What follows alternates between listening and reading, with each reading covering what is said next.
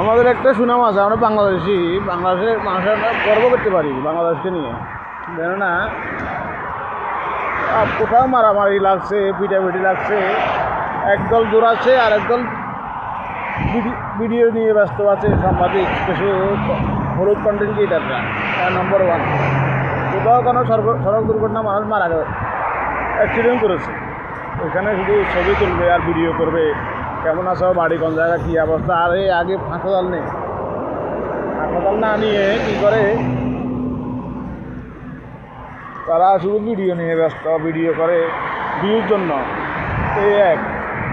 দ্বিতীয় নম্বর হলো আপনার বাড়ির পাশে কোথাও বড় হঠাৎ করে জমিদার হয়ে গেছে, একটা বিল্ডিং করেছে, ওই বিল্ডিংয়ের বারান্দায় একটা কুকুর শুয়ে আছে, কিন্তু কুকুরকে সকালে খাবার দেবে, রাত কাটাইছে কুকুর।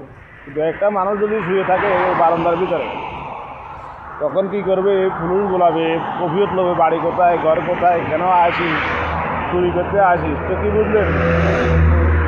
মানুষের দামটা নেই, কুকুরের দামটা অনেক বেশি। এই অবস্থা আমাদের বাংলাদেশের। এই কারণে বলছি, একটু গর্ব করা যায় আমাদের বাংলাদেশকে নিয়ে, বাংলাদেশের মানুষকে নিয়ে। সেটা সুস্থ করে ভালো থাকবেন। আল্লাহ হাফেজ।